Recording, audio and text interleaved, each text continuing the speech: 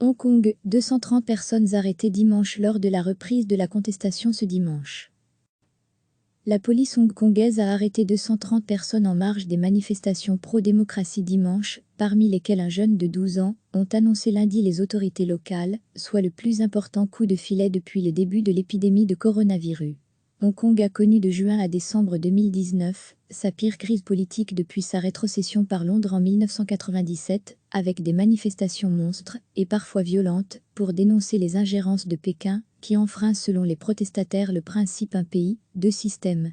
La contestation avait perdu en ampleur en fin d'année après le triomphe des pro-démocraties aux élections locales, et les manifestations de rue ont complètement cessé avec l'émergence du coronavirus en janvier. Mais dimanche, 2 jours après l'assouplissement des restrictions à Hong Kong, la ville a de nouveau connu des rassemblements sporadiques qui ont donné lieu à de multiples descentes de police et même des courses-poursuites dans des centres commerciaux.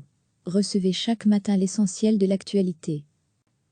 La police hongkongaise a arrêté 230 personnes en marge des manifestations pro-démocratie dimanche, parmi lesquelles un jeune de 12 ans, ont annoncé lundi les autorités locales, soit le plus important coup de filet depuis le début de l'épidémie de coronavirus. Hong Kong a connu de juin à décembre 2019 sa pire crise politique depuis sa rétrocession par Londres en 1997, avec des manifestations monstres et parfois violentes pour dénoncer les ingérences de Pékin, qui enfreint selon les protestataires le principe un pays, deux systèmes.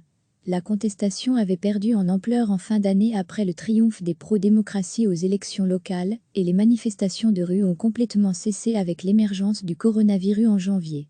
Mais dimanche, 2 jours après l'assouplissement des restrictions à Hong Kong, la ville a de nouveau connu des rassemblements sporadiques qui ont donné lieu à de multiples descentes de police et même des courses-poursuites dans des centres commerciaux. Cliquez sur s'abonner pour recevoir les dernières nouvelles.